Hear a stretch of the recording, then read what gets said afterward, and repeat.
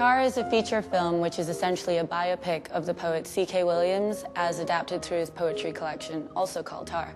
The film stars James Franco, Mila Kunis, Jessica Chastain, Zach Braff, Henry Hopper, and Bruce Campbell. So Tar came about in the form of a class project that James Franco developed at NYU with third-year directing film students.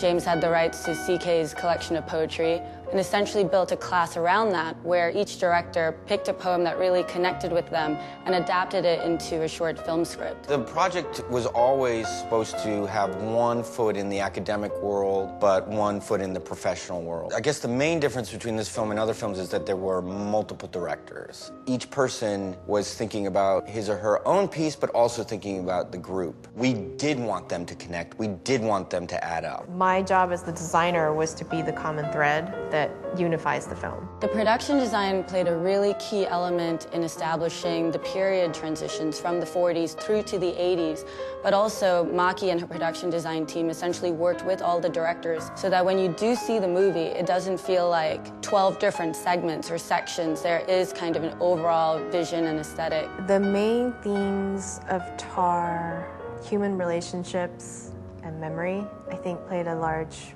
role in the look and feel of the film. I think the way that all of the pieces added up, set design and costume design, give a sense of a mind, a poetic mind, actively, going back into its past. So this is a set as seen in Combat, which was one of the poems that we adapted. This set was used for a piece that involved a much younger version of CK. It's sort of a memory of first love and remembering kind of a stolen kiss in the living room while the girl's mom is in the kitchen. He had a little fling with a German girl. This set is late 40s, early 50s. You most often can't even find period wallpaper in enough quantity to actually use it.